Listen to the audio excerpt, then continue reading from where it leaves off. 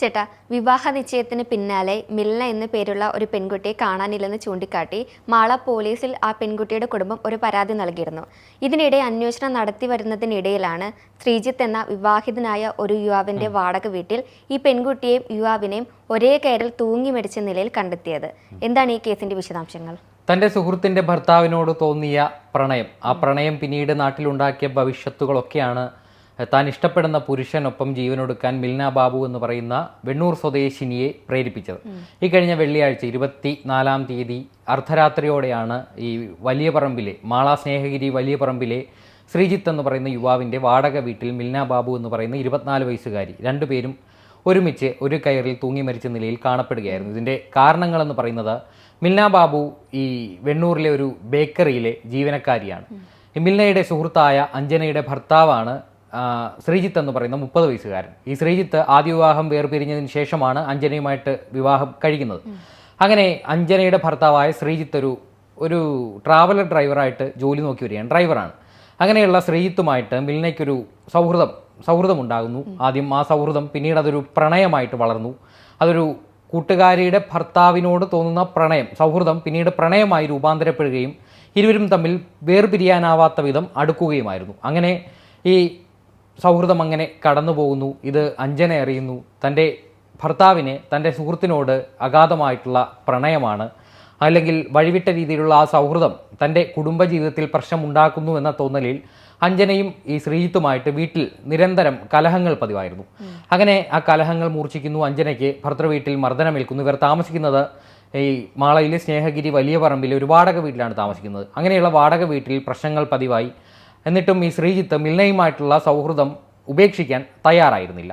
അങ്ങനെ ഈ കഴിഞ്ഞ ദിവസം, ഈ കഴിഞ്ഞ മാസമെന്തോ മറ്റോ ആണ് ഈ അഞ്ജന ഈ വീട്ടിൽ വെച്ച് ശ്രീജിത്തിൻ്റെ മർദ്ദനമേൽക്കുന്നു. അഞ്ജനയ്ക്ക് ശ്രീജിത്തിൻ്റെ ഭാഗത്ത് നിന്ന് മർദ്ദനമേൽക്കുന്നു. തുടർന്ന് വീണ്ടും കലഹങ്ങൾ പതിവാകുന്നു. അതിനെ തുടർന്ന് വീട്ടിൽ വെച്ച് തന്നെ ഈ യുവതി വീട്ടിലെ ഹാർപ്പിക്ക് എടുത്ത് കുടിക്കുകയും അതീവ ഗുരുതരാവസ്ഥയിൽ അങ്കമാലിയിലെ സ്വകാര്യ ആശുപത്രിയിൽ പ്രവേശിപ്പിച്ചിരിക്കുകയാണ് അഞ്ജനയെ. ആ ഒരു സാഹചര്യത്തെ തുടർന്നാണ് ഇപ്പോൾ ഇവരുടെ ആത്മഹത്യയിലേക്ക് നയിച്ച കാരണങ്ങൾ ഉണ്ടായിരിക്കുന്നത്. അതിൻ്റെ കാരണമെന്ന് പറയുന്നത് മിൽന എന്ന് പറയുന്ന വെണ്ണൂർ സ്വദേശിനിയും, മിൽന വെണ്ണൂർ കുന്നത്തുപറമ്പിൽ ബാബുവിൻ്റെ മകളാണ്. അമ്മ ഓസ്ട്രേലിയയിലാണ് ജോലി ചെയ്യുന്നത്, പിതാവാണ് ഇവിടെയുള്ളത്. അപ്പോൾ ഇങ്ങനെയുള്ള ഈ ശ്രീജിത്തുമായിട്ട് മിൽനയുടെ സൗഹൃദവും അതുമായി ബന്ധപ്പെട്ട കാര്യങ്ങളുമൊക്കെ നാട്ടിൽ വലിയ രീതിയിൽ ചർച്ചാ വിഷയമായിരുന്നു. അതിനിടയിൽ തന്നെയാണ് മിൽനയ്ക്ക് മറ്റൊരു ആളുമായിട്ടൊരു വിവാഹാലോചന വരുന്നതും അതുമായി ബന്ധപ്പെട്ട ചർച്ചകൾ നടക്കുന്നതും തുടർന്ന് വിവാഹം ഉറപ്പിച്ച ഒരു സാഹചര്യവും ഉണ്ടായിരുന്നു. എന്നാൽ അപ്രതീക്ഷിതമായി വന്ന ഈ ഒരു പ്രശ്നങ്ങൾ, അഞ്ജനയുടെ ഭർത്താവ് ശ്രീജിത്തുമായിട്ട് മിൽനയ്ക്കുണ്ടായ ബന്ധം നാട്ടിലൊക്കെ പാട്ടായി. അങ്ങനെയുള്ളൊരു മനോവിഷമത്തിലായിരുന്നു ഈ ശ്രീജിത്തും അതോടൊപ്പം തന്നെ മിൽനയും. ശ്രീജിത്തിനെ പറ്റി പറയുകയാണെങ്കിൽ മുൻപൊരു വിവാഹം കഴിച്ചതിന് ശേഷമാണ് അഞ്ജന എന്ന യുവതിയുമായിട്ട് വീണ്ടും വിവാഹം കഴിക്കുന്നത്. എന്നാൽ 2 വിവാഹം കഴിച്ചതിന് ശേഷം മിൽന വന്നതോടെയാണ് ഈ കുടുംബത്തിൽ വീണ്ടും പ്രശ്നങ്ങൾ ഉണ്ടാകുന്നതും. അങ്ങനെ ഇക്കഴിഞ്ഞ ദിവസം, അതായത് വെള്ളിയാഴ്ച ഉച്ചതിരിഞ്ഞ് 3:30 മിൽന ജോലി ചെയ്യുന്ന ബേക്കറിയിൽ നിന്ന് ഉച്ചയ്ക്ക് ചിട്ടിയുടെ പറ്റുബുക്ക് പതിപ്പിക്കാൻ എന്ന പേരിൽ ബേക്കറിയിൽ നിന്ന് പുറത്തിറങ്ങിയ മിൽന നേരെ പോകുന്നത് ശ്രീജിത്തിൻ്റെ വലിയ പറമ്പിലുള്ള വാടക വീട്ടിലേക്കാണ്.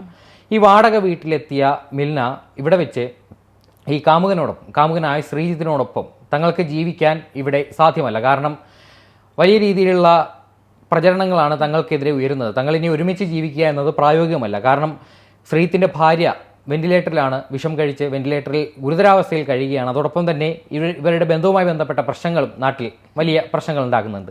അപ്പോൾ തങ്ങൾക്കിനി ഒരുമിച്ച് ജീവിതം സാധ്യമല്ല എന്ന തിരിച്ചറിവിൽ ഇവരിരുവരും ആത്മഹത്യ എന്നൊരു തീരുമാനമെടുക്കാൻ തയ്യാറാകുന്നു.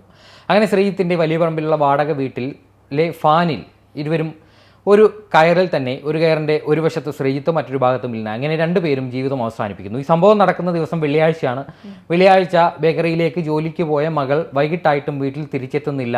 അപ്പോൾ ബേക്കറിയിലൊക്കെ അന്വേഷിക്കുമ്പോൾ വൈകിട്ട് 3:30 മിൽന ബേക്കറിയിൽ നിന്ന് ചിട്ടി ബുക്ക് പതിപ്പിക്കാൻ എന്ന പേരിൽ പുറത്തു പോയിട്ടുണ്ട്. പിന്നീട് എത്തിയിട്ടില്ല. അങ്ങനെ പിതാവ് ബാബു മാള പോലീസ് സ്റ്റേഷനിലേക്ക് മകളെ കാണാനില്ലെന്നൊരു പരാതിയുമായിട്ട് പോകുന്നു. അങ്ങനെ മാള പോലീസ് സ്റ്റേഷനിൽ കേസ് രജിസ്റ്റർ ചെയ്ത് മാള പോലീസ് ഇങ്ങനെ ഈ പെൺകുട്ടിയുടെ മൊബൈൽ ഫോൺ കേന്ദ്രീകരിച്ച് അന്വേഷണം നടക്കുന്നു. അങ്ങനെ മൊബൈൽ ടവർ ലൊക്കേഷൻ അന്വേഷിക്കുമ്പോൾ കാണുന്നത് വലിയ പറമ്പിലുള്ള ഈ ഒരു പരിസരത്താണ് ഈ മിൽനയുടെ ഫോൺ ലൊക്കേഷൻ അവസാനമായി കാണിച്ചിരിക്കുന്നത്. അങ്ങനെ മാള പോലീസ് അർദ്ധരാത്രിയോടുകൂടി വലിയ പറമ്പിലുള്ള ഈ ശ്രീജിത്തിൻ്റെ വാടക വീട്ടിലേക്ക് എത്തുമ്പോൾ ഈ വീട് അകത്തു നിന്ന് പൂട്ടിയ നിലയിലാണ്. ഈ വീട് ചവിട്ടി തുറക്കുമ്പോൾ കാണുന്ന കാഴ്ച ഒരേ കയറിൽ, ഒരു ഫാനിൽ ഒരേ കയറിൻ്റെ 2 അറ്റത്ത് മിൽനയും ശ്രീജിത്തും തൂങ്ങി നിൽക്കുന്നതാണ്.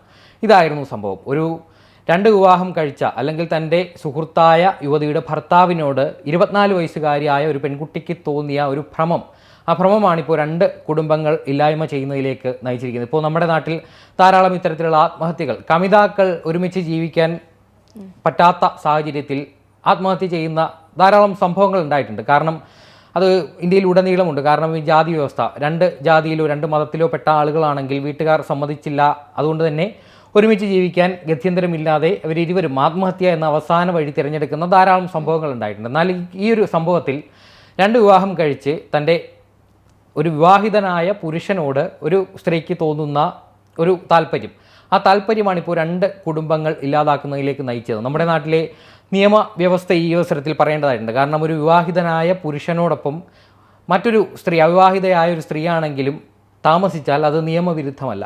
2025 ഓഗസ്റ്റ് 18 മധ്യപ്രദേശ് ഹൈക്കോടതിയുടെ ഒരു പ്രധാനപ്പെട്ടൊരു നിരീക്ഷണമുണ്ടായിരുന്നു. എന്താണെന്ന് വെച്ചാൽ, ഒരു വിവാഹിതനായ പുരുഷനോടൊപ്പം വിവാഹിതയല്ലാത്തൊരു സ്ത്രീ താമസിക്കുന്നത് നിയമവിരുദ്ധമല്ല. ധാർമ്മികമായ ഒരു പശ്ചാത്തലത്തിൽ അതിനെ തെറ്റ് കാണുന്ന ആളുകളുണ്ടാകും. പക്ഷേ നിയമപരമായിട്ട് അതിനെ ഒരു തെറ്റായിട്ട് കാണാൻ സാധിക്കില്ല എന്നായിരുന്നു മധ്യപ്രദേശ് ഹൈക്കോടതിയുടെ അന്നത്തെ വിശദീകരണം. കാരണം അന്നൊരു 18 വയസ്സുകാരി പെൺകുട്ടി വിവാഹിതനായ ഒരു പുരുഷനോടൊപ്പം ഒളിച്ചോടുന്ന ഒരു സാഹചര്യം ഉണ്ടായിരുന്നു.